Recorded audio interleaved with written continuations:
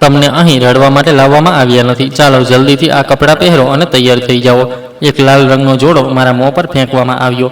હું એક ઇજ્જતદાર છોકરી હતી. મને જબરજસ્તી માલકીન સામે ઊભી કરવામાં આવી અને જેવું મેં એક નજર ઊંચી કરીને ઉપર જોયું, મારી તો દુનિયા જ બદલાઈ ગઈ. મારું નામ સુરભી છે. હું મારા પિતાજીની સાથે રહેતી હતી. પિતાજી કહેતા હતા કે મારા જન્મના દિવસે જ માતાનું અવસાન થયું હતું. મારા પિતા મને ખૂબ પ્રેમ કરતા હતા, પણ મને હંમેશા એક માતાની કમી સાલતી હતી. કોઈ જો મને ક્યારેક ઠપકો આપતું તો મને મારી માતાની ખૂબ યાદ આવતી હતી. ધીમે ધીમે સમય આગળ વધવા લાગ્યો અને હું પણ બાળપણમાંથી નીકળીને મોટી થવા લાગી હતી. હવે મારા ચહેરા પર બાળપણની જગ્યાએ જુવાની આવવા લાગી હતી અને ઘરના લોકો પણ મારા લગ્નની વાતો કરવા લાગ્યા હતા. પિતાજી અવારનવાર કહેતા હતા કે બેટી, હવે તને તારા ઘરે મોકલવાનો સમય આવી ગયો છે. હું આ સાંભળીને ચૂપ થઈ જતી હતી, કારણ કે મને તેમની સાથે ખૂબ લગાવ હતો. તેમણે મને હંમેશા ખૂબ પ્રેમ આપ્યો હતો. ક્યારેક કોઈ વસ્તુની કમી મહેસૂસ થવા દીધી નહોતી. થોડા સમય પછી પિતાજીએ પોતાની મિત્રતા નિભાવતા મારા લગ્ન પોતાના જૂના મિત્રના દીકરા રાજ સાથે નક્કી કરી દીધા. તે શહેરમાં કામ કરતો હતો, મહેનતી હતો, સીધો સાદો હતો અને તેના ઘરમાં માત્ર તેની માતા હતી. તેના પિતાનું ઘણું પહેલાં અવસાન થઈ ચૂક્યું હતું. જ્યારે પિતાજીએ મને તેના વિશે જણાવ્યું તો મેં માથું નમાવી દીધું, કારણ કે અમારા અહીં દીકરીઓ વધુ સવાલ નથી કરતી. જેવું વડીલો નક્કી કરે તેવું માની લે છે. ધીમે ધીમે લગ્નની તૈયારીઓ શરૂ થઈ ગઈ. ઘરમાં સંબંધીઓ આવવા લાગ્યા. આંગણામાં હલચલ વધી ગઈ. કપડાં સીવવા લાગ્યા. ઘરેણાની વાતો થવા લાગી. મારી સહેલીઓ મને ચીડવતી હતી. હું શરમાઈ જતી હતી, પણ અંદર ક્યાંક હળવો ડર પણ હતો કે નવું ઘર કેવું હશે, નવા લોકો કેવા હશે, રાજ કેવો હશે, શું તે મને સમજશે, શું હું ત્યાં ખુશ રહી શકીશ. પછી લગ્નનો દિવસ પણ આવી ગયો. ઘર રોશનીથી ભરાઈ ગયું. ઢોલકની અવાજ ગૂંજી રહી હતી. બધા લોકો દોડધામમાં લાગ્યા હતા. હું દુલ્હન બનીને એક રૂમમાં બેઠી હતી. હાથોમાં મહેંદી હતી, આંખોમાં સપના હતા અને દિલ ખૂબ જોરથી ધબકી રહ્યું હતું. થોડી વાર પછી મારા લગ્ન રાજ સાથે થઈ ગયા. ફેરાના સમયે મેં પહેલીવાર તેને બરાબર જોયો. તે શાંત ચહેરાવાળો સીધો સાદો માણસ લાગ્યો. તેની આંખોમાં નરમાઈ હતી, જેનાથી મારો ડર થોડો ઓછો થયો. લગ્ન પછી વિદાયનો સમય આવ્યો તો મારું દિલ તૂટવા લાગ્યું. હું મા પિતાજીને વળગીને રડવા લાગી. ઘરનો દરેક ખૂણો આંખો સામે ફરી રહ્યો હતો. ત્યારે પિતાજી મને એક તરફ લઈ ગયા. તેમના ચહેરા પર અજીબ ગંભીરતા હતી. મેં વિચાર્યું કદાચ તે મને સમજાવશે, પણ તેમણે જે કહ્યું તે સાંભળીને મારા પગ નીચેથી જમીન ખસી ગઈ. તેમણે ધીમા અવાજમાં કહ્યું, બેટી, આજે એક સત્ય જણાવવું જરૂરી છે. તું મારી સગી સંતાન નથી. હું થોડી ક્ષણ માટે તેમને જોતી રહી. મને લાગ્યું કદાચ મેં ખોટું સાંભળ્યું છે. તેમણે ધ્રુજતા અવાજમાં કહ્યું કે ઘણા વર્ષો પહેલાં તું મને રસ્તાની કિનારે મળી હતી. તું ખૂબ જોરથી રડી રહી હતી. કોઈ તારી પાસે નહોતું. હું તને ત્યાં છોડી ન શક્યો, એટલે તને ઘરે લઈ આવ્યો. તે દિવસે તારા ગળામાં એક લોકેટ હતું. મેં તેને સાચવીને રાખી લીધું હતું. મેં ક્યારેય તને આ વાત નહોતી જણાવી, કારણ કે મને ડર હતો કે ક્યાંક તું ભાંગી ન પડે. પણ આજે જ્યારે તું આ ઘર છોડીને જઈ રહી છે તો આ તારો હક છે. એટલું કહીને તેમણે ખિસ્સામાંથી તે જૂનું લોકેટ કાઢ્યું અને મારા હાથમાં મૂકી દીધું. મારું આખું શરીર ધ્રુજી રહ્યું હતું. મેં ધીમેથી તેને ખોલ્યું તો તેમાં એક તરફ મારી નાનકડી તસવીર હતી અને બીજી તરફ એક સ્ત્રીની તસવીર હતી, કદાચ મારી માતાની. હું તે તસવીર જોતા જ રડી પડી. મને એવું લાગ્યું કે જાણે મારા શ્વાસ અટકી ગયા હોય. હું કોણ છું? મારી અસલી માતા કોણ હતી? તેણે મને કેમ છોડી? હું રસ્તાની કિનારે કેવી રીતે પહોંચી? આટલા બધા સવાલો એકસાથે મારી અંદર ઉઠવા લાગ્યા, પણ તે સમયે કોઈ સવાલો જવાબ નહોતો. મેં તે લોકેટને મારી છાતીએ લગાવી લીધું, પછી તેને મારા ગળામાં પહેરી લીધું. એવું લાગ્યું કે જાણે પહેલીવાર મારો કોઈ હિસ્સો મને પાછો મળ્યો હોય. મેં રડતા રડતા પિતાજીના પગ પકડી લીધા અને કહ્યું, તમે જ મારા અસલી પિતાજી છો. જેણે પાલન પોષણ કર્યું તે જ પોતાનું હોય છે. તેઓ પણ રડી પડ્યા. તેમણે મારા માથા પર હાથ મૂક્યો અને કહ્યું કે ખુશ રહેજે બેટી, એ જ મારી દુઆ છે. પછી હું વિદાય લઈને સાસરીએ ચાલી ગઈ. રસ્તાભર હું તે લોકેટને પકડી રહી. ક્યારેક તેને જોતી, ક્યારેક રડતી, ક્યારેક વિચારતી કે મારી માતા કેવી હશે. શું તે આજે જીવિત હશે? શું તેણે મને યાદ કરી હશે? પણ ધીમે ધીમે હું નવા ઘરના દરવાજા સુધી પહોંચી ગઈ. મારું સ્વાગત ખૂબ પ્રેમથી થયું. મારા સાસુએ આરતી ઉતારી મને ગળે લગાવી અને બોલ્યા, આવી ગઈ મારી દીકરી. તેમના અવાજમાં એટલો આપતો જનતા હતી કે મારું ડરેલું દિલ થોડું શાંત થઈ ગયું. ઘર મોટું નહોતું, પણ સાફ સુથરું હતું અને તેમાં આપતો જનતા હતી. બીજા દિવસથી મને અહેસાસ થવા લાગ્યો કે ખરેખર હું સારી જગ્યાએ આવી છું. મારા સાસુ મને કોઈ કામ નહોતા કરવા દેતા. જો હું રસોડામાં જાઉં તો કહેતા કે રહેવા દે, હજી નવી વહુ છે, આરામ કર. જો હું સાવર ન ઉઠાવતી તો કહેતા કે આ બધા કામ તો આખી જિંદગી કરવાના છે, અત્યારે બેસ મારી પાસે. તે મને પોતાના હાથે જમવાનું પીરસતા, મારા માથામાં તેલ લગાવતા, મારા કપડાં સંભાળતા અને દરેકને કહેતા કે મારી વહુ નહીં, મારી દીકરી છે. હું આ સાંભળીને ભાવુક થઈ જતી હતી, કારણ કે માતાનો પ્રેમ મને પહેલીવાર આટલા સ્પષ્ટ રૂપમાં મળી રહ્યો હતો. મારા દિલમાં જે ખાલી જગ્યા હતી તે ધીમે ધીમે ભરાવા લાગી અને રાજ પણ મારી સાથે ખૂબ સારો હતો. લગ્ન પછીના તે 2 મહિના કોઈ સપના જેવા હતા. તે સવારે ઉઠતાની સાથે પૂછતો તે બરાબર ખાધું કે નહીં. જો હું ઉદાસ દેખાતી તો કારણ પૂછતો. જો હું હસતી તો તે પોતે પણ ખુશ થઈ જતો. સાંજે બજારમાંથી ક્યારેક બંગડીઓ લઈ આવતો, ક્યારેક મીઠાઈ, ક્યારેક મારી પસંદનો દુપટ્ટો. તે નાની નાની વાતોથી મને ખાસ મહેસૂસ કરાવતો હતો અને રાત્રે મોડે સુધી અમે વાતો કરતા. તે પોતાના કામના કિસ્સાઓ સંભળાવતો. હું મારા બાળપણની વાતો જણાવતી.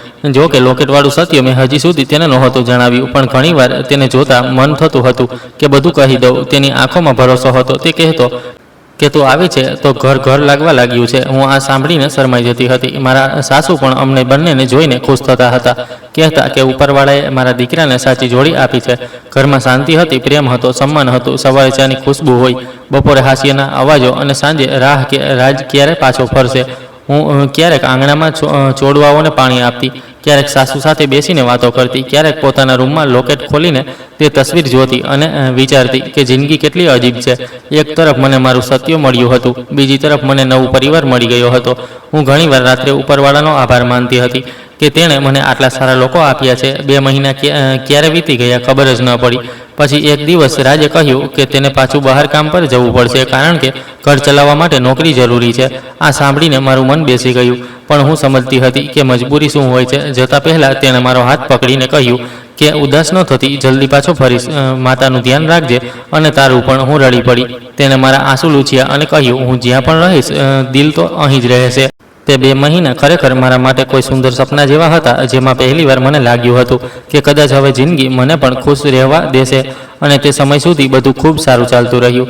રાજ ફરીથી કામ કરવા માટે બહાર ચાલ્યા ગયા હતા અને તેમના ગયા પછી ઘર એકદમ ખાલી ખાલી લાગવા લાગ્યું હતું. પહેલાં જ્યારે તે ઘરમાં રહેતા હતા તો દર વખતે હાસ્ય રહેતું હતું, વાતો થતી હતી, રાહ રહેતી હતી કે ક્યારે સાંજ થાય અને અમે સાથે બેસીએ. પણ હવે ફરીથી તે જ દૂર આવી ગઈ હતી. જો કે શરૂઆતમાં બધું ખૂબ સારું ચાલી રહ્યું હતું.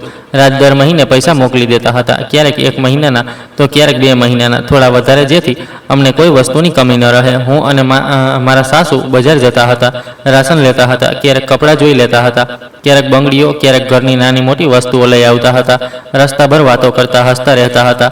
તે મને પોતાના દીકરાની જેમ સાથે લઈને ચાલતી હતી અને હું પણ તેમને માં કહીને જ બોલાવતી હતી. સાચું કહું તો મને હવે તે ઘર પોતાનું લાગવા લાગ્યું હતું. હું સવારે ઉઠતી તો સાસુ સાથે ચા પીતી, પછી ઘરનું કામ કરતી. બપોરે અમે બંને સાથે જમતા, સાંજે છત પર બેસી જતા અને રાજની વાતો કરતા કે તે ક્યારે આવશે, શું લાવશે, કેવો હશે. આ બધું વિચારીને હું હસી પડતી હતી. પણ જિંદગી ક્યારે એક જેવી રહે છે. એક સાંજે હું અને મારા સાસુ આંગણામાં બેસીને વાતો કરી રહ્યા હતા. ત્યારે રાજનો કોલ આવ્યો. સાસુએ ફોન ઉઠાવ્યો અને હસીને પૂછ્યું કે કેમ છે બેટા. સામેથી તેનો અવાજ થોડો દબાયેલો હતો. તેણે કહ્યું, માં, કામમાં થોડું નુકસાન થઈ ગયું. આ વખતે હું પૈસા નહીં મોકલી શકું, થોડા દિવસ સંભાળી લેજો.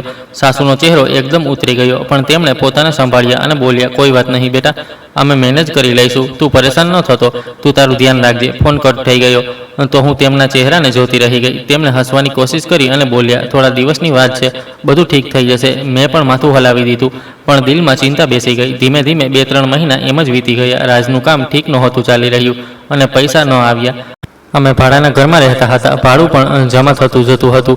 રાશન પણ વિચારીને ચલાવવું પડતું હતું. ઘણીવાર સાસુ પોતે ઓછું ખાતા અને કહેતા કે મારું મન નથી, તું ખાઈ લે. હું સમજી જતી હતી, પણ કંઈ કહી નહોતી શકતી. જે ગલીમાં અમે રહેતા હતા ત્યાં બધા જ ઘર ભાડાના હતા અને તે બધાનો માલિક એક શેઠ હતો. ખૂબ કઠોર માણસ હતો. તેને કોઈની મજબૂરીથી કોઈ લેવા દેવા નહોતી. તેને બસ દર મહિને પૈસા જોઈતા હતા. લોકો તેનાથી ડરતા હતા, કારણ કે તે ગુસ્સાવાળો હતો અને વાત વાતમાં બેઇજ્જતી કરતો હતો. એક દિવસ તે દરવાજા પર આવ્યો અને જોરથી અવાજ લગાવવા લાગ્યો. સાસુ બહાર ગઈ તો તે બોલ્યો, જો આ વખતે ભાડું ન મળ્યું તો હું તમને બંનેના સામાન સહિત બહાર ફેંકી દઈશ, રસ્તા પર ઊભા કરી દઈશ. તેનો અવાજ એટલો તીવ્ર હતો કે પડોશીઓ પણ ડોક્યું કરવા લાગ્યા. સાસુ હાથ જોડીને બોલ્યા, થોડો સમય વધુ આપી દો, પૈસા મળતા જ આપી દઈશ. તેણે ઘૂરીને જોયું અને બોલ્યો, ફરીથી ન કહેતી. પછી જતો રહ્યો. તે દિવસે પહેલીવાર મેં સાસુનો રડતા જોયા. તે રૂમમાં આવીને ચૂપચાપ બેસી ગઈ. મેં તેમનો હાથ પકડ્યો તો બોલ્યા, બેટા, ચિંતા ન કર, બધું ઠીક થશે. પણ તેમનો અવાજ ધ્રુજી રહ્યો હતો. થોડા દિવસ પછી એક સાંજે હું અને મારા સાસુ બજાર જઈ રહ્યા હતા. રસ્તામાં અચાનક તે શેઠ પાછળથી આવી ગયો. હું તેની આહટથી ગભરાઈ ગઈ. જ્યારે તેણે નજીક આવીને અમને રોક્યા તો તેની નજર સીધી મારા પર પડી.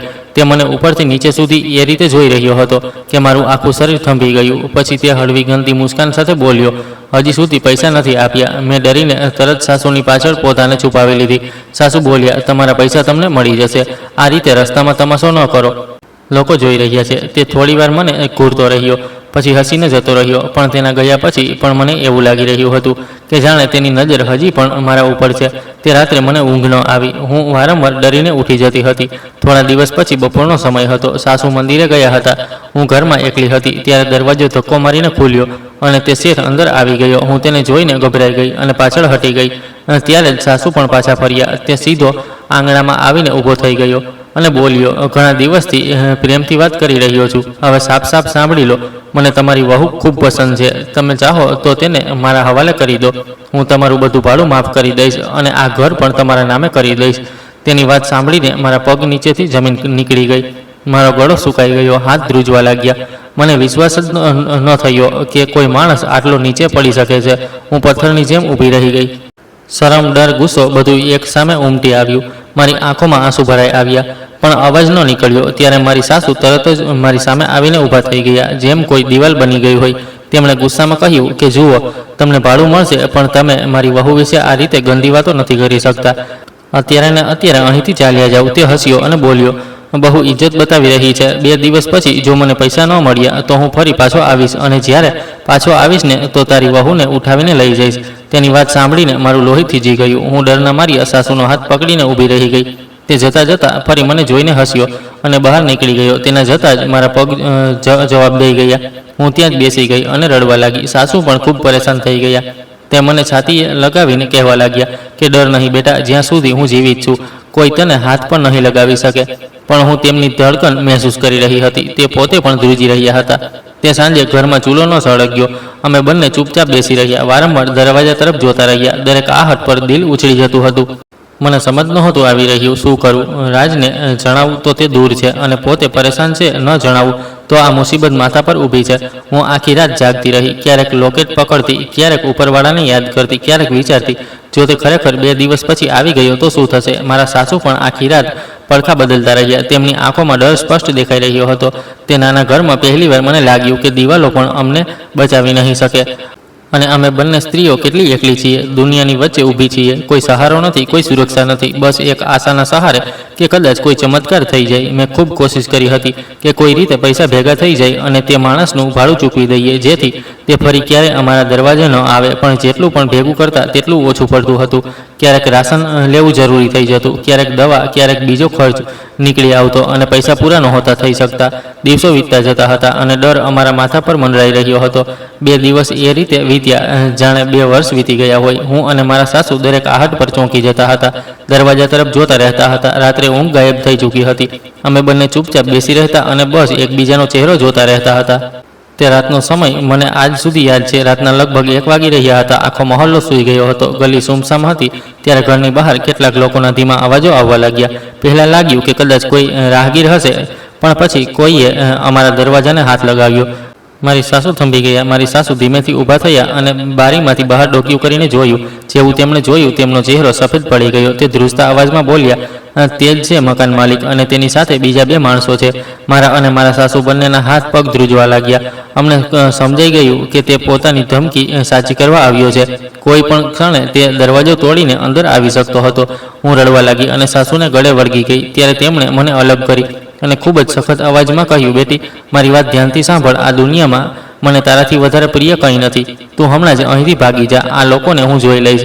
હું તેમને વાતોમાં ઉલઝાવીશ. તું પાછળથી નીકળી જા અને ક્યાંક દૂર જતી રહેજે. મેં તેમનો હાથ પકડી લીધો અને રડતા રડતા કહ્યું, નહીં માં, હું તમને છોડીને ક્યાંય નહીં જાઉં. અમે જીવીશું તો સાથે, મરીશું તો સાથે. તો તે મારી આંખોમાં જોઈને બોલ્યા, પાગલ ન બન. જો તું અહીં જ રહી તો તે તને બરબાદ કરી દેશે. હું તો પણ ન માની. મેં કહ્યું, હું તમને એકલા નહીં છોડી શકતી. ત્યારે તેમણે મારા માથા પર હાથ મૂક્યો અને બોલ્યા, તને મારા સોગન છે. જો તું મને તારી માતા માનતી હોય તો અત્યારે જ ચાલી જા, નહીંતર હું અહીં પોતાને મારી નાખીશ. એટલું કહીને તેમણે નજીક રાખેલી છરી ઉઠાવી લીધી. હું તેમને જોઈને ડરી ગઈ. તેમની આંખોમાં આંસુ હતા, પણ ઈરાદો મજબૂત હતો.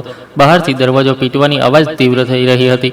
તે માણસ ગાળો આપી રહ્યો હતો અને કહી રહ્યો હતો કે દરવાજો ખોલો.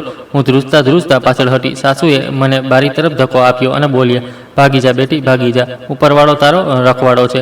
મારી પાસે કોઈ રસ્તો નહોતો બચ્યો. હું રડતા રડતા બારીમાંથી બહાર કૂદી અને અંધારામાં ભાગવા લાગી. પાછળથી દરવાજો તૂટવાનો અવાજ આવ્યો. પછી ઘરની અંદર ઘૂસવાની ધમકીઓ સંભળાઈ. મને તે માણસનો અવાજ સંભળાયો. તે મારા સાસુને મારા વિશે પૂછી રહ્યો હતો. સાસુ ચીસો પાડી રહી હતી. કંઈક પડવાના અવાજો આવી રહ્યા હતા. હું બધું સાંભળી રહી હતી, પણ રોકાઈ નહોતી શકતી. હું મારા કાનો પર હાથ રાખીને ભાગતી જઈ રહી હતી, જેથી તેમની ચીસો ન સાંભળું. મારું દિલ ફાટી રહ્યું હતું, પણ પગ રોકાતા નહોતા. હું ભાગતા ભાગતા ખૂબ દૂર નીકળી આવી હતી. શ્વાસ ફૂલી ચૂક્યો હતો. પગમાં જીવ નહોતો. હાથ પગ ધ્રુજી રહ્યા હતા. ગલી પૂરી થઈ ગઈ હતી. હવે સુમસામ રસ્તો હતો. ચારે તરફ અંધારું ફેલાયેલું હતું. ક્યાંક ક્યાંક વૃક્ષોના પડછાયા હતા. હું કોઈની મદદ પણ નહોતી માંગી શકતી, કારણ કે તે સમયે દરેક માણસ મને ખતરો લાગી રહ્યો હતો. મને લાગી રહ્યું હતું દરેક ચહેરો તે જ માણસ જેવો હશે. ખૂબ લાંબા સમય સુધી ભાગ્યા પછી હું ક્યાંક દૂર જઈને એક મોટા વૃક્ષ નીચે બેસી ગઈ. મારા શ્વાસ તેજ ચાલી રહ્યા હતા, છતાં ધબકી રહી હતી. આંખોમાંથી આંસુ રોકાઈ નહોતા રહ્યા. મને નહોતી ખબર કે હું ક્યાં છું, કયા રસ્તા પર આવી છું, હવે ક્યાં જઈશ. મારી પાસે ન પૈસા હતા, ન કોઈ પોતાનું હતું, ન કોઈ સહારો. મેં ધ્રુજતા હાથોથી મારો દુપટ્ટો ચહેરા પર ખેંચી લીધો, જેથી જો કોઈ પસાર થાય તો મને ઓળખી ન શકે. હું પોતામાં સંકોચાઈને બેસી ગઈ. રાત ખૂબ ઠંડી લાગી રહી હતી. ડરથી મારું શરીર જકડાઈ રહી ગયું હતું. ત્યારે દૂરથી એક ગાડીની રોશની મારી તરફ આવતી દેખાઈ. પહેલાં હળવી રોશની હતી, પછી તીવ્ર થતી ગઈ. જેમ જેમ તે નજીક આવી, મારો ડર વધુ વધતો ગયો. હું ફરીથી ધ્રુજવા લાગી. મને લાગ્યું કદાચ તે જ લોકો મને શોધતા શોધતા આવી ગયા છે. હું ઉઠીને ભાગવા માંગતી હતી, પણ પગમાં તાકાત નહોતી. ગાડી મારી સામે આવીને ઊભી રહી. દરવાજો ખુલ્યો અને તેમાંથી એક વૃદ્ધ સ્ત્રી ઉતરી. તેણે ખૂબ સાફ સુથરા સારા કપડાં પહેરી રાખ્યા હતા. તેના ચહેરા પર ઉંમર હતી, પણ આંખોમાં નરમાઈ હતી. તે ધીમે ધીમે મારી પાસે આવી અને ઝૂકીને બોલી, બેટી, કોણ છે તું? હું તેને બસ જોતી રહી ગઈ. મારા હોઠ સુકાઈ ગયા હતા. અવાજ ગાયબ હતો. હું કંઈ બોલી ન શકી. તેણે ફરી પ્રેમથી પૂછ્યું, ડરીશ નહીં? હું તને કંઈ નહીં કહું. જણાવ, કોણ છે તું? આટલી રાત્રે અહીં એકલી કેમ બેઠી છે? મેં તો પણ કોઈ જવાબ ન આપ્યો, કારણ કે હવે મને કોઈ પર ભરોસો કરવામાં ડર લાગવા લાગ્યો હતો. મારી આંખો બસ તેને જોઈ રહી હતી અને દિલ પૂછી રહ્યું હતું, શું આ મદદ છે કે કોઈ નવી મુસીબત? તે વૃદ્ધ સ્ત્રી ધીમે ધીમે મારી પાસે આવી અને ખૂબ પ્રેમથી મારી સાથે વાત કરવા લાગી. તેનો અવાજ એટલો નરમ હતો કે મારા ડરથી થીજી ગયેલા દિલમાં થોડો ભરોસો જાગ્યો. તેણે ઝૂકીને કહ્યું, બેટી, ડરીશ નહીં. મને જણાવ, તું કોણ છે અને અહીં આ હાલતમાં કેમ બેઠી છે? પછી તેણે મારા માથા પર પ્રેમથી હાથ ફેરવ્યો. તે સ્પર્શમાં મને પહેલીવાર માતા જેવો સંતોષ મહેસૂસ થયો. મને લાગ્યું કદાચ ઉપરવાળાએ ખરેખર મારી મદદ માટે તેને મોકલી છે. હું રડી પડી અને તૂટેલા શબ્દોમાં તેને બધું જણાવી દીધું કે કેવી રીતે કેટલા લોકો રાત્રે અમારા ઘરમાં ઘૂસી આવ્યા હતા, કેવી રીતે મારી સાસુએ મને બચાવવા માટે બારીમાંથી ભગાડી દીધી અને કેવી રીતે હું ભાગતી ભાગતી અહીં સુધી આવી ગઈ. તેણે મારી વાત સાંભળી અને લાંબો શ્વાસ લઈને બોલી, અરે રે, કેવો જમાનો આવી ગયો છે. શરીફ લોકોનું તો જીવવું મુશ્કેલ કરી દીધું છે લોકોએ. બેટી, તે ખૂબ દુઃખ જોયા છે. તેની વાતો સાંભળીને મને લાગ્યું કે કદાચ હવે હું સુરક્ષિત છું. તેણે ફરી કહ્યું કે તું ડરીશ નહીં. આવ, મારી સાથે ગાડીમાં બેસ. હું તને મારા ઘરે છોડી દઉં છું. મેં તરત માથું હલાવ્યું અને કહ્યું કે નહીં, મારે ઘરે નથી જવું. તે લોકો હજી ત્યાં જ હશે. ખબર નહીં તેમણે મારી સાસુ સાથે શું કર્યું હશે. હું ખૂબ ડરી રહી છું. તે થોડીવાર વિચારવાનું નાટક કરીને બોલી કે સારું, એવું છે તો ચાલ, મારા ઘરે ચાલ. સવાર થતાં જ હું તને તારા ઘરે છોડી દઈશ. તું આરામ કરી લેજે, પછી વિચારીશું કે શું કરવું છે. તેણે એટલી આપતજનતાભરી વાત કરી કે હું તેની વાતોમાં આવી ગઈ. મારી પાસે કોઈ બીજો રસ્તો પણ નહોતો. હું ધ્રુજતા પગલે તેની ગાડીમાં બેસી ગઈ. ગાડી ચાલવા લાગી. રાતનું અંધારું હતું. રસ્તા સુમસામ હતા. હું બારીમાંથી બહાર જોતી રહી અને મનોમન ઉપરવાળાને યાદ કરતી રહી. તે રસ્તાભર મારી પૂછપરછ કરતી રહી, પણ તેના સવાલો તે સમયે મને સામાન્ય લાગ્યા. તેણે પૂછ્યું, તારું નામ શું છે? મેં કહ્યું, મારું નામ સુરભી છે. તેમણે પૂછ્યું કે લગ્ન થયા છે? મેં કહ્યું કે હા, હજી થોડો સમય થયો છે. તેણે પૂછ્યું કે પતિ ક્યાં છે? મેં કહ્યું કે બહાર કામ કરે છે. હું અને મારા સાસુ સાથે રહીએ છીએ. પછી તેણે પૂછ્યું, તારી આગળ પાછળ કોઈ બીજું નથી જે તને શોધવા આવે? તેના ચહેરા પર હળવી વિચિત્ર મુસ્કાન હતી, પણ તે સમયે હું સમજી ન શકી. મેં સીધો જવાબ આપ્યો કે નહીં, બસ મારા પિતા છે, તેમની સાથે ક્યારેય વાત થઈ જાય છે. તેમણે કહ્યું કે સારું, અને પછી તે ચૂપ થઈ ગઈ. હવે મને તેની ચૂપકીદી ભારે લાગવા લાગી હતી. થોડીવાર પછી ગાડી શહેરના સારા રસ્તાઓથી હટીને એક અજીબ વિસ્તારમાં વળી ગઈ. ગલીઓ સાંકડી હતી. કેટલાક ઘરોમાં તીવ્ર રોશની હતી. કેટલીક જગ્યાએ જોર જોરથી ગીતો વાગી રહ્યા હતા. કેટલાક માણસો અહીં તહીં ફરી રહ્યા હતા. મારું દિલ ગભરાવા લાગ્યું. મેં પૂછ્યું કે અમે ક્યાં જઈ રહ્યા છીએ? તે બોલી, બસ પહોંચી ગયા બેટી, હવે તું આરામ કરીશ. થોડીવાર પછી ગાડી એક મોટા ઘરની સામે આવીને ઊભી રહી. ઘર ખૂબ મોટું હતું, પણ તેને જોઈને સંતોષ નહીં, ડર મહેસૂસ થઈ રહ્યો હતો. બહાર રંગબેરંગી લાઇટો હતી. દરવાજા પર 2 માણસો ઊભા હતા. ડ્રાઈવરે ઉતરીને દરવાજો ખોલ્યો. તે સ્ત્રીએ મને નીચે ઉતરવાનું કહ્યું. હું જેવી બહાર આવી મારી નજર ચારે તરફ ગઈ. ત્યાં ઘણી બધી સુંદર છોકરીઓ હતી, પણ તેમના ચહેરા પર ખુશી નહોતી. તેમણે ચમકીલા ટૂંકા કપડાં પહેરેલા હતા, ખૂબ તીવ્ર મેકઅપ કર્યા હતા. કેટલીક હસી રહી હતી, પણ તેમની આંખો ખાલી હતી. ઘણા બધા માણસો પણ ત્યાં હતા. કોઈ જોરથી હસી રહ્યું હતું, કોઈ છોકરીઓને ઘૂરી રહ્યું હતું. તે જગ્યા મને ખૂબ ડરામણી લાગી. મારું દિલ ઝડપથી ધબકવા લાગ્યું. હું પાછળ હટી ગઈ અને તે સ્ત્રીને કહ્યું કે જુઓ, મારા ઘરે જવું છે. મને અહીં સારું નથી લાગી રહ્યું. મને જવા દો. તેણે તરત પોતાનો ચહેરો બદલી લીધો. જે સ્ત્રી થોડીવાર પહેલાં મીઠા અવાજમાં વાત કરી રહી હતી, તેની આંખો હવે કઠોર થઈ ગઈ. તેણે મારો હાથ જોરથી પકડ્યો અને મરોડી દીધો.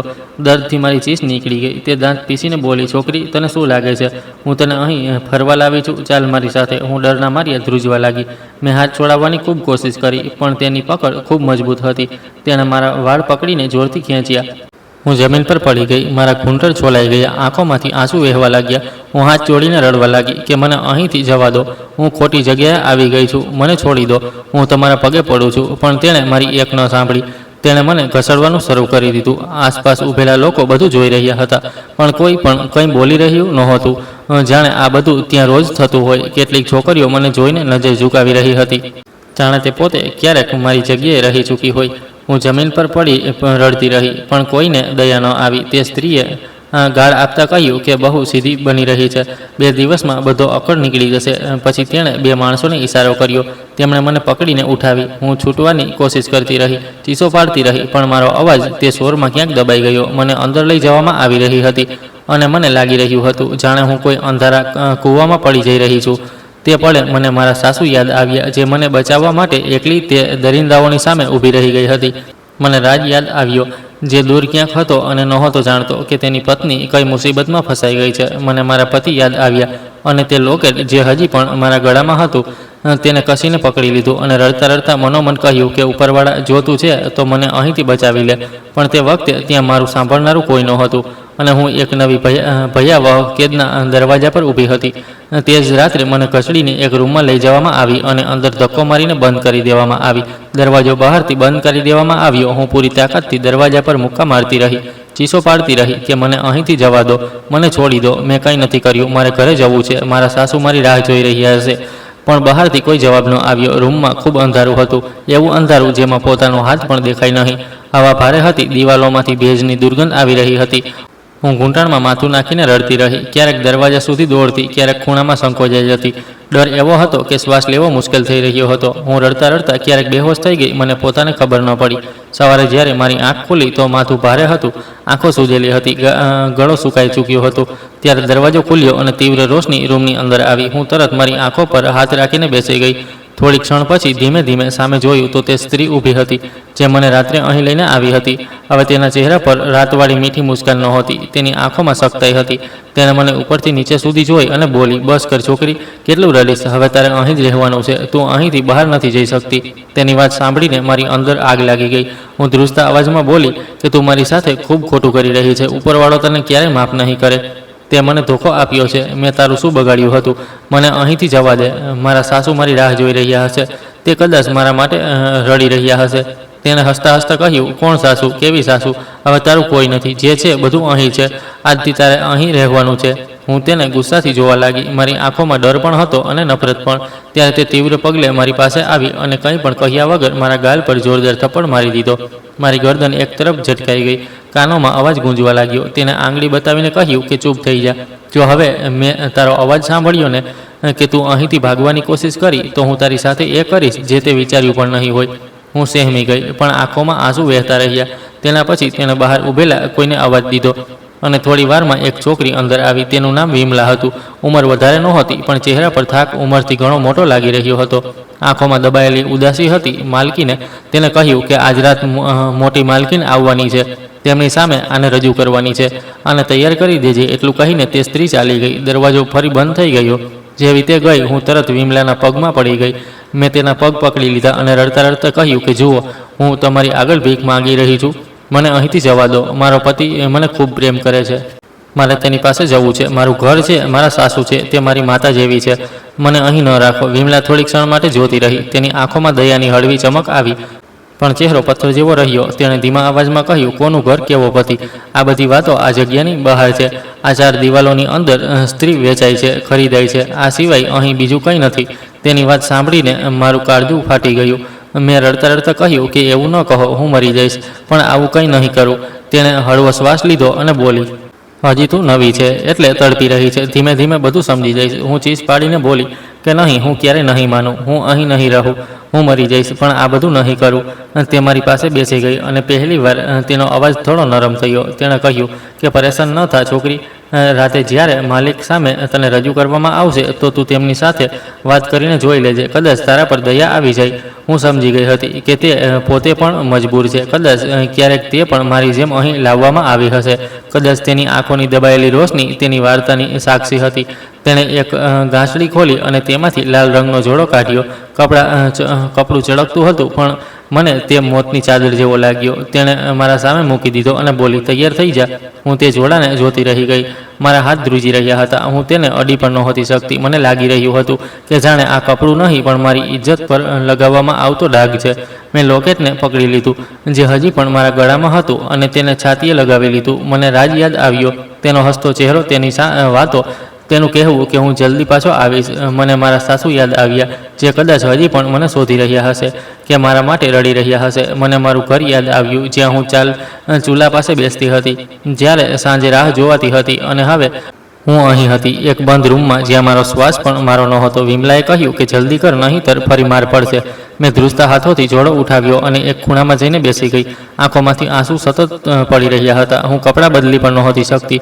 દરેક ધડકન સાથે ડર વધતો જતો હતો. બહારથી હાસ્યના અવાજો આવતા હતા, પગલાંની આહટ આવતી હતી, કોઈના ચીસો પાડવાના અવાજ આવતા હતા, અને મને લાગી રહ્યું હતું હું કોઈ અંધારી ખાઈમાં ધકેલાઈ રહી છું. તે દિવસે પહેલીવાર મને સમજાયું કે માણસને મારવા માટે હંમેશા હથિયાર નથી જોઈતા.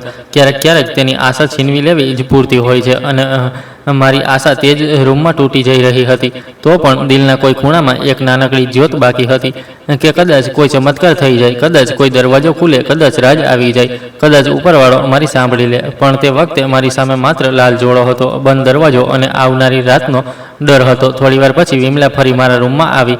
તેના હાથ ધ્રુજી રહ્યા હતા, પણ ચહેરા પર મજબૂરી સ્પષ્ટ દેખાઈ રહી હતી. તેણે દરવાજો બંધ કર્યો અને જલ્દીથી મારી પાસે આવીને બોલી, સાંભળ, જલ્દી તૈયાર થઈ જા. જો તું તૈયાર નહીં થઈ તો આ લોકો તને ખૂબ મારશે. મારી વાત માની લે. હજી જેટલું કહું છું એટલું કરી લે. હું તેની તરફ જોતી રહી. મારી અંદર ગુસ્સો, ડર, દર્દ બધું એકસાથે ઉભરેલું હતું. મેં સખત અવાજમાં કહ્યું કે નહીં, હું આવું નહીં કર્યું, અને ન તો તેમના આપેલા કપડાં પહેરીશ. તું મારું ભલું ઈચ્છે છે તો મને અહીંથી ભાગવામાં મદદ કર. હું અહીં એક ક્ષણ પણ નથી રહી શકતી. વિમલાએ ઊંડો શ્વાસ લીધો અને બોલી, કોઈ રસ્તો નથી અહીંથી ભાગવું. એટલું સરળ નથી. જો તું અહીંથી કોઈ રીતે નીકળી પણ ગઈ ને તો આ લોકો તને શોધી લેશે અને પછી તારી સાથે એ કરશે જે તું વિચારી પણ નહીં શકે. તેની વાત સાંભળીને મારું દિલ દહેલાઈ ગયું, પણ હું તૂટવા નહોતી માંગતી. મેં રૂમના ખૂણામાં પડેલો એક કાચનો ગ્લાસ ઉઠાવ્યો અને પૂરી તાકાતથી દિવાલ પર મારી દીધો. ગ્લાસ તૂટી ગયો. તેના ટુકડા જમીન પર વેરવિખેર થઈ ગયા. મેં એક અણીદાર ટુકડો ઉઠાવ્યો અને મારી કાંડા પર રાખી લીધો, અને પછી ધ્રુજતા અવાજમાં કહ્યું કે હું પોતાને જાનથી મારી નાખીશ, પણ આ લોકોની વાત નહીં માનું. હું જીવતી રહીને આ અપમાન નહીં સહીશ. વિમલા ગભરાઈ ગઈ. તે તરત મારી પાસે આવી અને બોલી, એવું ન કર. જો તે તારી સાથે કંઈ કર્યું ને અને પછી તું બચી ગઈ તો આ લોકો તને જીવતી બાળી દેશે. મારી વાત માન. હજી સાંજ સુધી ધીરજ રાખ. જ્યારે માલિક આવશે ત્યારે તેમની સાથે વાત કરીને જોજે, કદાચ તે તારા પર દયા કરી દે. તેની વાત સાંભળીને મેં આંસુ લૂછ્યા અને પૂછ્યું, કોણ છે આ માલિક, અને આ અમે જેવી છોકરીઓ સાથે એટલો જુલમ કેમ કરે છે? મારે તેને મળવું છે, જોવું છે કોણ છે તે, અને કયા હકથી કોઈની જિંદગી બરબાદ કરે છે. હું તેને આ બધું પૂછી જ રહી હતી કે ત્યારે દરવાજો જોરથી ખુલ્યો અને તે જ સ્ત્રી અંદર આવી જે મને રાત્રે અહીં લાવી હતી. તેના હાથમાં કપડાં હતા અને સાથે મેકઅપનો સામાન પણ હતો. તેની ચાલમાં ઘમંડ હતો અને આંખોમાં ઝેર. તેણે તે સામાન વિમલાના હાથમાં પછાડતા કહ્યું, હજી સુધી આને તૈયાર કેમ નથી કરવામાં આવી? શું તને ખબર નથી કે મને દરેક કામ સમયસર જોઈએ છે? વિમલા ડરી ગઈ, પણ તો પણ હિંમત કરીને બોલી કે આ તૈયાર નહીં થાય, અને ન તો હું તેની સાથે જબરજસ્તી કરાવીશ. એટલું સાંભળતા જ તે સ્ત્રીએ વિલંબ કર્યા વગર વિમલાના મોં પર જોરદાર થપ્પડ માર્યો. અવાજ આખા રૂમમાં ગુંજી ગયો. વિમલા લથડી પડી. તેણે ગુસ્સામાં કહ્યું, બહુ જીભ ચલાવવા લાગી છે તારી. લાગે છે ભૂલી ગઈ કે હું તારી સાથે શું કરી શકું છું. આ બધું જોઈને ધ્રુજી ઉઠી. મારી અંદર આગ ભરાઈ ગઈ. મેં આગળ વધીને તેના હાથમાંથી સામાન છીનવીને જમીન પર ફેંકી દીધો અને ચીસ પાડીને કહ્યું કે તમે અમારી સાથે આવું નથી કરી શકતા. ઉપરવાળો તમને ક્યારે માફ નહીં કરે. તમે સ્ત્રી થઈને સ્ત્રીઓની જિંદગી બરબાદ કરી રહી છો. તેણે મારી તરફ એવી નજરથી જોયું જાણે મને હમણાં જ ખાઈ જશે. પછી ઝપટ મારીને મારા વાળ પકડી લીધા અને જોરથી ખેંચ્યા. દર્દથી મારી ચીસ નીકળી ગઈ. તેણે મારા ચહેરા પાસે આવીને કહ્યું, છોકરી, તને હું પછી જોઈશ. આજ રાત તારો એવો અકળ તોડીશ કે તું પોતાને ઓળખી પણ નહીં શકે. પછી તેણે મને ધક્કો આપ્યો. હું જમીન પર પડી ગઈ. મારું માથું દિવાલ સાથે અથડાયું. આંખો સામે અંધારું છવાઈ ગયું. વિમલા મને ઉઠાવવા દોડી તો તેણે તેને ફરી ઠપકો આપ્યો અને કહ્યું કે આને તૈયાર કર, નહીંતર તમારા બંનેની એવી સજા આપીશ કે યાદ રાખશો. તે એટલું કહીને બહાર ચાલી ગઈ. દરવાજો ફરીથી બંધ થઈ ગયો. રૂમમાં થોડી ક્ષણ સન્નાટો છવાઈ ગયો. માત્ર મારી હિબકી અને વિમલાના તૂટેલા શ્વાસ સંભળાઈ રહ્યા હતા. વિમલાએ મને ઉઠાવી અને પલંગ પર બેસાડી. તેના પોતાના ગાલ પર થપ્પડનો નિશાન લાલ થઈ ચૂક્યો હતો.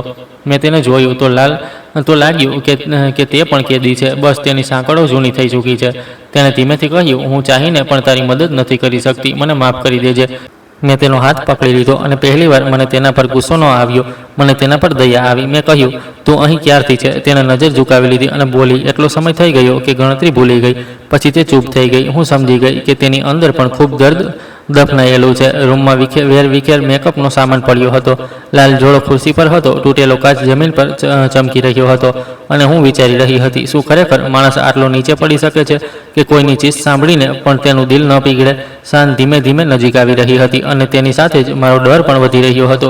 હું વારંવાર લોકેટ પકડતી અને ઉપરવાળાને કહેતી, જો તું ક્યાંય છે તો આજે મને બચાવી લે, કારણ કે જો આજે કંઈ ન થયું તો કદાચ હું કાલે તે નહીં રહું જે આજે છું. શાંત થઈ ગઈ હતી અને રૂમની બહારથી છોકરીઓ અને માણસોના હસવા બોલવાના અવાજો આવવા લાગ્યા હતા. કોઈ જોરથી હસી રહ્યું હતું, કોઈ ગીતો ચલાવી રહ્યું હતું, કોઈ ઊંચા અવાજમાં વાતો કરી રહ્યું હતું. પણ તે બધા અવાજો મારા દિલમાં તીરની જેમ ખૂંચી રહ્યા હતા. મને લાગી રહ્યું હતું જાણે દરેક હાસ્ય મારા દર્દની મજાક ઉડાવી રહ્યું હોય. રૂમમાં બેઠેલી હું ધ્રુજી રહી હતી. સમજી નહોતી શકતી કે શું કરું. દરવાજો બંધ હતો. બારી ઊંચી હતી. બહાર જવાનો કોઈ રસ્તો ન હતો. મારું દિલ વારંવાર કહી રહ્યું હતું કે ભાગી જા, જેમ પણ હોય ભાગી જા. પણ શરીરમાં એટલી તાકાત નહોતી બચી. હું ઘૂંટણમાં માથું નાખીને બેસી ગઈ અને ઉપરવાળા પાસે રોઈને દુઆ માંગવા લાગી કે મને કોઈ રીતે અહીંથી બચાવી લે, મને મારા સાસુ પાસે પહોંચાડી દે, મને મારા ઘરે પહોંચાડી દે, મને આ નરકમાંથી બહાર કાઢી લે. થોડી વાર પછી દરવાજો ખુલ્યો અને એક બીજી છોકરી રૂમમાં આવી. તેની ઉંમર પણ વધારે નહોતી, પણ ચહેરા પર બનાવટી મુસ્કાન હતી. તેણે મને જોઈને કહ્યું કે શું વાત છે છોકરી, તું હજી સુધી તૈયાર કેમ નથી થઈ? માલકીન આવી ગઈ છે. નીચે બધા તારી રાહ જોઈ રહ્યા છે. તેની વાત સાંભળીને મારી અંદર ગુસ્સો ભરાઈ ગયો. મેં કહ્યું, તને શરમ નથી આવતી? તું એક છોકરી થઈને મારી સાથે આવી વાતો કરી રહી છે. તું મને તે દરિંદાઓની સામે મોકલવાની વાત કરી રહી છે. તમારા લોકોમાં જરા પણ ઇન્સાનિયત નથી. તેણે મારી તરફ જોયું અને ઠંડા અવાજમાં બોલી, ઇન્સાનિયત તે શું હોય છે? અહીં આવી વાતો નથી કરતા. અહીં બસ તે જ થાય છે જે કહેવામાં આવે છે. હવે જલ્દી કર, તૈયાર થઈ જા. નીચેથી તારું જ નામ લઈ રહ્યા છે. મેં જોરથી કહ્યું કે હું તૈયાર નહીં થાઉં. હું ક્યાંય નહીં જાઉં. હું મરી જઈશ પણ નીચે નહીં જાઉં. તે છોકરી કંઈ કહે તે પહેલાં જ દરવાજો ફરી ખુલ્યો અને તે જ સ્ત્રી અંદર આવી જે મને અહીં સુધી લઈને આવી હતી. તેની આંખોમાં ગુસ્સો ભરેલો હતો. તેણે આવતા જ મારા વાળ પકડી લીધા અને મને પલંગ પરથી નીચે ખેંચી લીધી. દર્દથી મારી ચીસ નીકળી ગઈ. હું તેના હાથ છોડાવવાની કોશિશ કરતી રહી પણ તે વધુ જોરથી ખેંચતી રહી. તેણે ગાળ આપતા કહ્યું કે બહુ નાટક કરી લીધું, હવે નીચે ચાલ. હું રડતી રહી, કહેતી રહી કે મને છોડી દો, મને જવા દો, પણ તેને કોઈ ફરક ન પડ્યો. તેણે મને જબરજસ્તી ખસેડતા રૂમની બહાર કાઢી. પહેલીવાર મેં તે જગ્યાને સાફ જોઈ. લાંબો બરામદો હતો. બંને તરફ રૂમ હતા. કેટલાક દરવાજા ખુલ્લા હતા જેમાં છોકરીઓ બેઠી હતી. કેટલીક રડી રહી હતી, કેટલીક પથ્થર બનીને છતને જોઈ રહી હતી, કેટલીકે હાર માની લીધી હતી. નીચેથી તીવ્ર સંગીતનો અવાજ આવી રહ્યો હતો. હું સીડીઓ પર અટકતી પડતી સંભાળતી નીચે ચાલવામાં આવી રહી હતી. મારું આખું શરીર ધ્રુજી રહ્યું હતું. હું દરેક પગલે કોશિશ કરતી કે કોઈ રીતે છૂટી જાઉં, પણ તે સ્ત્રી ખૂબ તાકાતથી મને પકડી રહી હતી. નીચે મોટો હોલ હતો. ત્યાં રંગબેરંગી લાઇટો સળગી રહી હતી. કેટલાક માણસો બેઠા હતા. કોઈ હસી રહ્યું હતું, કોઈ દારૂ પી રહ્યું હતું, કોઈ મને જોઈને હસી રહ્યું હતું. તેમની નજર જોઈને મારું લોહી થીજી ગયું.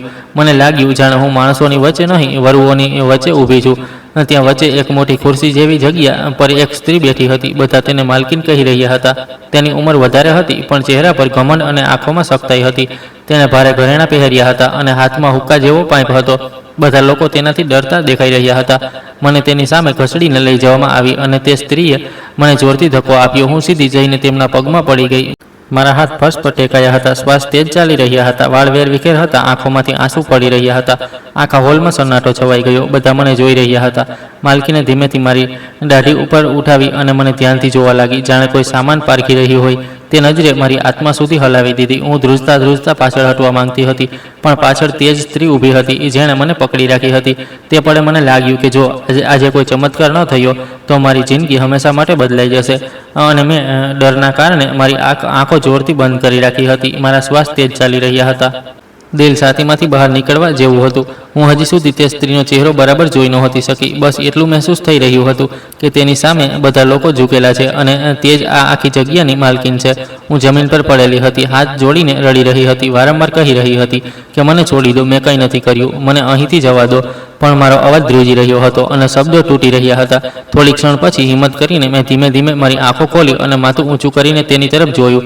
જે મારી નજર તેના ચહેરા પર પડી, મને લાગ્યું કે જાણે મારા શરીરનું બધું લોહી સુકાઈ ગયું હોય. મારા શ્વાસ અટકી ગયા, દિલના ધબકારા થંભી ગયા, હાથ પગ સૂન પડી ગયા. તે સ્ત્રી કોઈ બીજી નહોતી, તે મારી માતા હતી. તે જ ચહેરો, તે જ આંખો, તે જ નાક, તે જ શકલ જેને મેં વર્ષો સુધી માત્ર એક નાના લોકેટમાં જોઈ હતી. તે જ તસવીર જે મારા ગળામાં હંમેશા રહી હતી. તે ચહેરો આજે મારી સામે જીવિત બેઠો હતો, પણ તે રૂપમાં નહીં જેવું મેં ક્યારેક વિચાર્યું હતું. હું તેને જોતી રહી ગઈ. મારી આંખો ફાટી રહી ગઈ. મને સમજ ન આવ્યું કે સપનું જોઈ રહી છું કે આ સત્ય સામે ઊભું છે. મેં ધ્રુજતા હાથોથી તરત મારા ગળાનું લોકેટ પકડ્યું, તેને ખોલ્યું, પછી તસવીર જોઈ, પછી સામે તેનો ચહેરો જોયો. બંને એક જ હતા, કોઈ શંકા નહોતી. મારી આંગળીઓ ધ્રુજવા લાગી. લોકેટ હાથમાંથી છૂટતા બચ્યું. હું પાછળ હટવા માંગતી હતી, પણ મારા ઘૂંટણમાં જીવ નહોતો. મારા મોંમાંથી બસ તૂટેલો અવાજ નીકળ્યો. માં આ શબ્દ નીકળતા જ મારી અંદર વર્ષોનું દર્દ ઉમટી પડ્યું. બાળપણથી જે સવાલોની સાથે જીવી રહી હતી તે બધું મારી સામે બેઠું હતું. હું કોણ છું? મારી માતા કોણ છે? તેણે મને કેમ છોડી? તે બધું આજે એક ચહેરામાં બદલાઈને સામે હતું. પણ આ ચહેરો મને છાતીએ લગાવનારો ન હતો. આ ચહેરો તે છોકરીઓની જિંદગી વેચનારી સ્ત્રીનો હતો. મારી આંખોમાંથી આંસુ ઝરણાની જેમ વહેવા લાગ્યા. હું ધ્રુજતા અવાજમાં બોલી, તમે મારી માતા છો ને? તમે તે જ છો ને? તેની તસવીર મારા લોકેટમાં છે. જુઓ, આ લોકેટ મારી પાસે છે. મને પિતાજીએ આપ્યું હતું. તેમણે કહ્યું હતું કે તેમાં મારી માતાની તસવીર છે. હું રડતા તેના પગ પાસે લોકેટ ખોલીને રાખવા લાગી. ત્યાં બેઠેલા લોકો હેરાન થઈને મને જોઈ રહ્યા હતા. રૂમમાં ફૂસફૂસાટ થવા લાગી. તે સ્ત્રી પહેલાં તો મને ઘૂરતી રહી, જાણે સમજવાની કોશિશ કરી રહી હોય. પછી તેની નજર લોકેટ પર ગઈ. તેના ચહેરાનો રંગ બદલાઈ ગયો. તેની આંખોમાં પહેલીવાર સખ્તાઈની પાછળ છુપાયેલું તોફાન દેખાયું. તેને ઝટકાથી લોકેટ મારા હાથમાંથી લીધું, ખોલ્યું અને તસવીરને ઘૂરવા લાગી. તેના હાથ પણ હળવા ધ્રુજી રહ્યા હતા. હું તેને જોઈ રહી હતી અને મારું દિલ તૂટતું જઈ રહ્યું હતું. મેં વિચાર્યું કે કદાચ હવે તે મને ગળે લગાવી લેશે, કદાચ રડી પડશે, કદાચ કહેશે કે દીકરી મને માફ કરી દે. પણ તે પળે મારી અંદર એક બીજો ડર જન્મ લઈ ચૂક્યો હતો. જો આ મારી માતા છે તો તેણે મને રસ્તા પર કેમ છોડી? અને જો આજ મારી માતા છે તો આજે તે અહીં આ અંધારા કારોબારની માલકીન કેવી રીતે બનીને બેઠી છે? મને લાગ્યું જાણે મારી જિંદગીનું દરેક સત્ય એકસાથે તૂટીને મારા ઉપર પડી ગયું હોય. હું ત્યાં જ જમીન પર બેઠી રહી હતી. હાથ પગ ફૂલી ચૂક્યા હતા, દિમાગ સૂનું હતું અને સામે મારી માતા બેઠી હતી. પણ તે માતાને જોઈને પણ મને સંતોષ નહીં, ડર મહેસૂસ થઈ રહ્યો હતો. તે પળે મને સમજ નહોતી આવી રહી કે મેં મારી માતાને પામી લીધી છે કે પછી હંમેશા માટે ગુમાવી દીધી છે. તેના હાથમાં તે લોકેટ હતું અને તે તેને એ રીતે જોઈ રહી હતી જાણે કોઈએ તેની વીતી ગયેલી આખી જિંદગી એક નાના ટુકડામાં બંધ કરીને તેની સામે મૂકી દીધી હોય. તેની આંગળીઓ ધ્રુજી રહી હતી, આંખો તસવીર પર જામી ગઈ હતી અને ચહેરા પર પહેલીવાર તે ઘમંડ નહોતો જે હમણાં થોડીવાર પહેલાં સુધી સ્પષ્ટ દેખાતો રહ્યો હતો. આખા હોલમાં એકદમ સન્નાટો છવાઈ ગયો હતો. જે લોકો થોડીવાર પહેલાં હસી રહ્યા હતા, વાતો કરી રહ્યા હતા, હવે બધા ચૂપ હતા. બધાની નજર તે સ્ત્રી પર હતી અને મારા પર હતી. હું જમીન પર બેઠેલી ધ્રુજી રહી હતી. મારું દિલ એટલું તેજ ધબકી રહ્યું હતું કે મને લાગી રહ્યું હતું કે બધા સાંભળી શકે છે. હું વારંવાર મારા ગળાને સ્પર્શી રહી હતી જ્યાંથી લોકેટ ઉતરી ચૂક્યું હતું અને હવે તેના હાથમાં હતું. થોડી ક્ષણ સુધી તો તે બોલી નહીં, બસ તસવીરને જોતી રહી. પછી તેની આંખોમાંથી આંસુનું એક ટીપું પડ્યું. મેં પહેલીવાર તેને રડતા જોઈ હતી. તે ધીમે ધીમે પોતાની મોટી ખુરશી પરથી ઊભી થઈ. તેના પગ લથડી રહ્યા હતા, જાણે જમીન પણ તેને સંભાળી નહોતી શકી. તે મારી પાસે આવી અને મારા સામે ઘૂંટણીએ બેસી ગઈ. પછી અચાનક તેણે મને પોતાની બાહોમાં ભરી લીધી. હું હેરાન રહી ગઈ. મારું શરીર જામ થઈ ગયું. મને સમજ ન આવ્યું કે હું તેને દૂર ધકેલી દઉં કે તેની છાતીએ વળગીને રડી પડું. તેનો અવાજ તૂટી રહ્યો હતો જ્યારે તેણે કહ્યું કે હા, તું જ મારી દીકરી છે, મારી ખોવાયેલી દીકરી. મારી વાત સાંભળતા જ મારી અંદર વર્ષોથી જમા દર્દ એકસાથે બહાર આવવા લાગ્યું. મારી આંખોમાંથી આંસુ વહેવા લાગ્યા, પણ મારું દિલ શાંત ન થયું. તેમાં હજારો સવાલ હતા. હું તેના ગળામાંથી અલગ થઈ અને ધ્રુજતા અવાજમાં કહ્યું, જો તમે મારી માતા છો તો તમે મને કેમ છોડી દીધી? અને તમે આ બધું કેમ કરી રહ્યા છો? તમે સ્ત્રી થઈને સ્ત્રીઓને આ નરકમાં કેમ ધકેલી રહ્યા છો? મારી વાત સાંભળીને ત્યાં ઊભેલા બધા લોકો એકબીજાને જોવા લાગ્યા. કોઈને વિશ્વાસ નહોતો થઈ રહ્યો કે આજે અહીં લાવવામાં આવેલી છોકરી આ જગ્યાની માલકીનની દીકરી નીકળી. તે થોડી ક્ષણ સુધી મને જોતી રહી, પછી ભારે શ્વાસ લઈને નજીક રાખેલા સોફા પર બેસી ગઈ. તેણે મને પણ પાસે બેસવાનો ઈશારો કર્યો, પણ હું ઊભી રહી. તેણે માથું ઝુકાવી લીધું અને ધીમા અવાજમાં કહેવાનું શરૂ કર્યું, દીકરી, મારા લગ્ન ખૂબ નાની ઉંમરે કરી દેવામાં આવ્યા હતા. હું પણ સપના લઈને મારા સાસરે ગઈ હતી. વિચાર્યું હતું કે મારું ઘર હશે, મારો પરિવાર હશે, પણ ત્યાં મને ક્યારેય વહુ ન સમજવામાં આવી, બસ કામવાળી સમજવામાં આવી. જ્યારે તું મારા પેટમાં આવી તો ઘરમાં દરરોજ એક જ વાત થતી હતી કે દીકરો થવો જોઈએ, ઘરનું નામ રોશન કરશે, વંશ ચલાવશે. હું ચૂપ રહેતી હતી કારણ કે મારી પાસે બોલવાનો હક નહોતો. અને જ્યારે તું પેદા થઈ અને દાયણે કહ્યું કે દીકરી થઈ છે, તે જ દિવસે બધાના ચહેરા બદલાઈ ગયા. કોઈએ મીઠાઈ ન વહેંચી, કોઈએ મને અભિનંદન ન આપ્યું, ઉલટું મને મનહૂસ કહેવામાં આવી. તારી દાદી કહેતી હતી કે છોકરી જન્મ આપનારી સ્ત્રી ઘર બરબાદ કરી દે છે. તારા પિતાએ મને ઘણા દિવસો સુધી જોયું પણ નહીં. હું તને છાતીએ લગાવીને રડતી રહેતી હતી. તેણે રોકાઈને આંસુ લૂછ્યા, પછી બોલી, થોડા મહિના સુધી મેં બધું સહન કર્યું, મારા ઠપકો, મહેણા, ભૂખ્યા રહેવું, બધું. પણ એક દિવસ તેમણે મને તને ખોળામાં આપીને ઘરમાંથી બહાર કાઢી મૂકી. બોલ્યા કે જ્યાં જવું હોય તે જા, અમને દીકરી અને તેની માતા બંને નથી જોઈતા. હું દરવાજા પર બેસીને રડતી રહી, વિનંતી કરી રહી હતી, પણ કોઈએ દરવાજો ન ખોલ્યો. હું તને ખોળામાં લઈને ગલીઓમાં ભટકતી રહી. મારી પાસે ન પૈસા હતા, ન કપડાં, ન કોઈ પોતાનું. હું લોકો પાસે મદદ માંગતી તો કોઈ ધૂતકારી દેતું, કોઈ ઘૂરતું, કોઈ બુરી નજરથી જોતું. હું ઘણા દિવસો સુધી તને લઈને અહીં તહીં ફરતી રહી. ભૂખી હતી, તરસ લાગી હતી, તું પણ રડતી રહેતી હતી. એક દિવસ તું ખૂબ જોરથી રડી રહી હતી. મારી પાસે તને આપવા માટે કંઈ નહોતું. હું તૂટી ચૂકી હતી. પછી મને રસ્તાની કિનારે એક વૃક્ષ મળ્યું. મેં વિચાર્યું કે તને હું ત્યાં સુવડાવીને નજીકમાંથી કંઈક ખાવાનું લઈને આવું છું. હું તને દુપટ્ટામાં લપેટીને વૃક્ષ નીચે સુવડાવી ગઈ અને ભાગીને ખાવાની શોધમાં ચાલી ગઈ. મેં કોઈની પાસે રોટલી માંગી, કોઈએ ન આપી. પછી ખૂબ મોડેથી એક દુકાનવાળાએ વધેલું ખાવાનું આપ્યું. હું તેને લઈને ભાગતી પાછી આવી, પણ જ્યારે ત્યાં પહોંચી તો તું ત્યાં નહોતી. તેણે બંને હાથ માથા પર મૂકી દીધા અને રડવા લાગી. હું પાગલોની જેમ ચીસો પાડી. લોકોને પૂછ્યું કે મારી બાળકી ક્યાં છે, કોણે ઉઠાવી? કોઈ કંઈ ન બોલ્યું. હું દરેક ગલીમાં દોડી, દરેક રાહગીરને પૂછ્યું, મંદિર ગઈ, પોલીસ પાસે ગઈ, પણ ગરીબ સ્ત્રીની કોણ સાંભળે છે? હું ઘણા દિવસો સુધી તને શોધતી રહી. પછી મારી આશા તૂટી ગઈ. હું પોતે પણ મરી જવા માંગતી હતી. પછી મારી મુલાકાત આ જગ્યાના જૂના માલિક સાથે થઈ. તેણે મારી સાથે મીઠી વાતો કરી. કહ્યું કે રહેવાની જગ્યા આપીશ, ખાવાનું આપીશ, કામ આપીશ. હું મજૂર હતી, તેની સાથે ચાલી આવી.